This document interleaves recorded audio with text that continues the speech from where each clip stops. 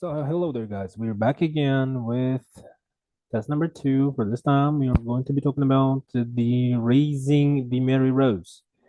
I'm not really sure what is Mary Rose. I guess it's English and French fleets were engaged in a sea battle off the coast of southern England in the area of water called the Solent between Portsmouth and the Isle of Wight.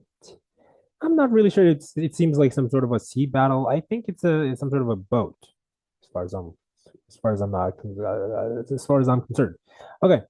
We have true false not giving questions. We have there's some doubt about what caused the Mary Rose to sink. The Mary Rose was the only ship to sink in the battle in 19 July 1545. The most of one side of Mary is undamaged under the sea. Alexander McKee knew that the wreck would contain many valuable historical objects. There we go.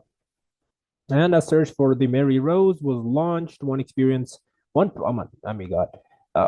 person's exploration of the Mary Rose site stopped. So one person's exploration of the site stopped. It was agreed that the hull of the Mary Rose should be raised.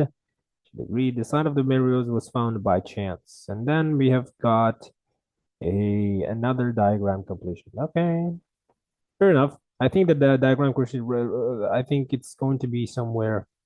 Important factor in trying to salvage the Mary Rose was that the remaining hull was to open the shell. This led to an important decision being taken. I think this is where it starts. Okay. However, we will with the true false argument first. Whoops, we left to the previous one. Okay.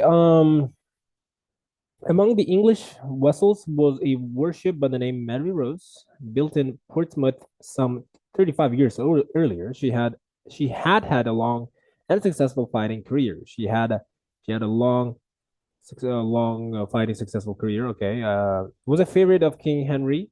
Okay, accounts of what happened to the ship vary. While witnesses agree that she was not hit by the French, some maintain that she was outdated, overladen, and sailing too low in the water. Others that she was mishandled by undisciplined crew. Okay, so I don't know why one is not named here. I mean, it's underlined here already. But I think I'm gonna give it a true. So true, I guess, yeah. Because there's some doubt. Some means while first one is saying that it was not hit by the French, others are saying that was outdated because it was some sort of a very low, sailing too low in the water. Others think that it was mishandled and undisciplined crew, meaning he or she could not control. Okay, the Mary Rose was the only ship to sink. However, is that Mary Rose sank? However, is that the Mary Rose sank into the Solent that day, taking at least 500 men with her. After the battle, attempts were made to recover the ship, but these failed. I'm going to give this one a not given, since it doesn't really talk about if it's that Mary Rose is the only ship that sank under the water. Most of one side, okay, the Mary Rose came to rest. Mary Rose came to rest on the seabed, lying on her starboard right side, at an angle of approximately 60 degrees. Okay. The whole of the body, the body of the ship, acted as a trap for the sand and mud carried by Solent currents. As a result, the starboard side filled rapidly. Okay, the starboard side filled rapidly, leaving the exposed port, which is left side, to be eroded by marine organisms as mechanical degradation. Because of the way the ship sank, nearly all of the starboard half survived intact. Intact means undamaged. So nearly all means most of. So that's going to be another true. Oops, wait, not what true, it's true. There we go. Alexander McKee knew that. All right, we have to find McKee. Now we want to know we want to take this one as well. 1836. 1836, some fishermen in the Solent found that their equipment was caught in underwater obstruction, which turned out to be Mary Rose. Diver John Dean happened to be exploring another sunken ship nearby, and the fishermen approached him, asking him to free their gear. Dean dived down and found the equipment caught on the timber protruding slightly from the seabed. Exploring further, he uncovered several other timbers and bronze gun. Dean continued diving on the site intermittently until 1840. So until 1840. So there's a one thing that he's saying that I think that's one exploration of the Mary Rose site stopped. So that's pretty much 1940 until 1940. So continued diving onto the site intermittently until 1840. So he was continuously diving to that, diving into the sea or into the ocean. I'm not really sure of that until 1840. So 1840 is going to be 1840 is going to be the answer. So six is going to be B here. So now, the Mary Rose is then faded into obscurity for another 100 years. But 1965, another one, 1965, military historian, the amateur diver Alexander McKee, in conjunction with the British Sub Aqua Club, initiated a project called the Solent Ship. So it was agreed that the whole of the Mary Rose should be raised. Okay, in 1965, I guess, in 1965 initiated a project. So, in conjunction with the British Sub-Aqua Club, initiated a project called Solent Ships. While on paper this was a plan to examine a number of known wrecks on the Solent, what McKee really hoped for was to find the Mary Rose. Ordinary research. So I think it was agreed that I think it is in 1965, although I'm not sure yet. Now let's read a little bit more. While on paper this was a plan, okay. Um, Ordinary research techniques proved unsatisfactory, so McKee entered into collaboration with Harold E. Edgerton, professor of electrical engineering at the Massachusetts Institute of Technology. In 1967, Edgerton's side-scan sonar systems revealed a large, unusually shaped object, which McKee believed was the Mary Curry. However, Alexander McKee knew that no, he did not knew it. So the answer is going to be here false. Although we will see the evidence for that. Further excavations revealed stray pieces of timber and iron gun, but the climax to the operation came when on 5th May 1971, the part of the ship's frame was uncovered. McKee and his team now knew for the certain, so they now knew that for the certain that they had found the wreck, but were as yet unaware that it also housed a treasure trove for beautifully preserved artifacts. There we go. It's emphasizing it's given an answer for this. Therefore, it's false. He did not knew that. He knew that once the ship was raised.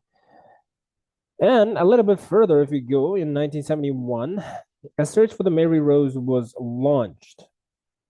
When was it launched? And I think a search for the Mary Rose was launched in 1965. This is 1965. Initiated a project called Solent Ship. So 1965, C, I think number 5 is going to be C. We can confirm that. It was agreed that the whole of the Mary Rose should be raised. I'm not really sure about that yet.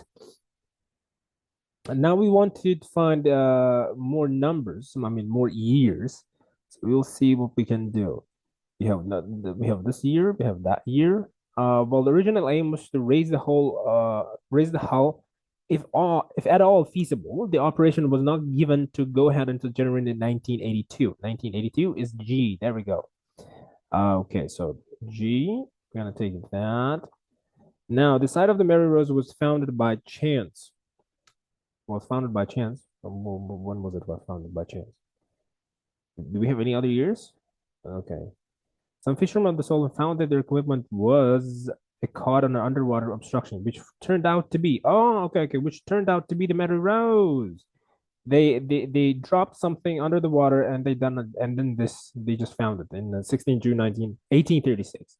So the site of the Mary Rose was found by chance. So the answer is going to be A here. Whoops. You have to know that the classification there are of course they don't come in order, they're spread out, so they're separate. One can be found there, the other here, again back in paragraph 2, and so on. It keeps on going back and forth. Now we need no more than 2 words. We completed this one beforehand? Yes, we did. Raising the hull. Now something attached to hull by wires. Now if you're noticing, I'm not really necessarily writing or given numbers here. I don't as I feel that it's not necessarily right now it's here because it feels like kind of a waste of time. And I'm not actually showing you how we can do it. So raising the hull of the Meteoroids, stages 1 and 2. So we're in the three distinct stages. So something attached to hull by wires. The hull was attached to a lifting frame via new network of bolts and lifting wires. So there you go. This time I think I will give you numbers. So here I will give it a number 9. So, and then number 9 is going to be the answer. Here we're going to take that. And there we go, number 9. So the answer is going to be lifting frame. There we go. We have done it. Lifting frame. 10. To something prevent hull being something to prevent hull being sucked into mud. The problem of the hull being sucked back downwards into mud was overcome by using 12 hydraulic jacks. Hydraulic jacks to prevent hull being sucked into mud. So we have hydraulic muds. Whoops, what? Not muds, jacks. Sorry for that. Hydraulic jacks. We have no more than 2 words. So we make sure you don't write numbers here. It's only words, no numbers. So 11, our legs are placed into something. So once again, we want to take that. So whoops, I forgot giving a number. And I'm going to make sure it's highlighted and give it a number 10. Oops, there we go.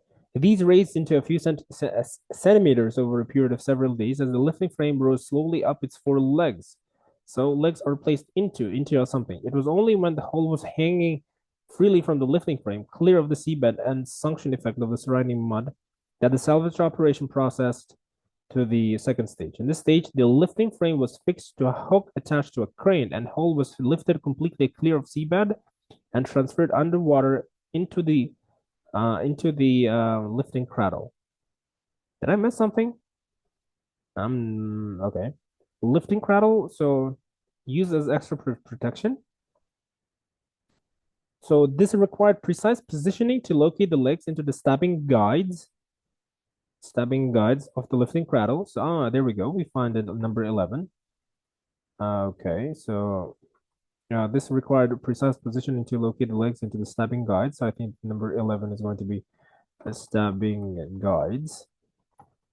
So 12, the lifting cradle was designed.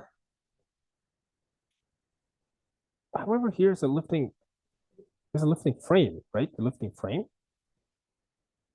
and the hull is lowered into. The lifting cradle was designed to fit the hull using archaeological survey drawings and was fitted with airbags to provide additional airbags. Something used as extra. So it was fitted with airbags to provide additional cushioning for the hull's delicate timber framework. So I'm going to take that as well. So it's going to be number 13. Okay, so there we go. So number 13, the lifting cradle. So I think this one is going to be airbags. Airbags. So done with that. Whoops. Thank you for doing that. 12. Hull is lowered into. What is it lowered into? The lifting cradle was designed. The third and final stage was to lift the entire structure into the air, by which time the hull was also supported from below. Finally, millions of people. So we have hull is lowered into. The lifting cradle was designed to fit the hull using I think to fit the hull using archaeological survey drawings, and it was fitted with airbags. I think this one is going to be lifting cradle. I'm not sure. Lifting cradle. Although we will check it later. Lifting cradle. I hope it's going to be correct. I haven't done it. It's a real confusing one, so I'm going to give this a number. I'm going to give this a number 12. There we go. All right, so guys, so we have officially finished another test, test 2. We had not really test, but the test 2 passage 1, which is about raising the Mary Rose. So I think that was pretty fast. Now you can confidently. However, make sure you can see that we haven't really done a table like we have done before. So yeah. Otherwise, if you have any questions, you're very welcome to leave your questions under, the comment section below. Thank you very much, guys, everyone, for watching.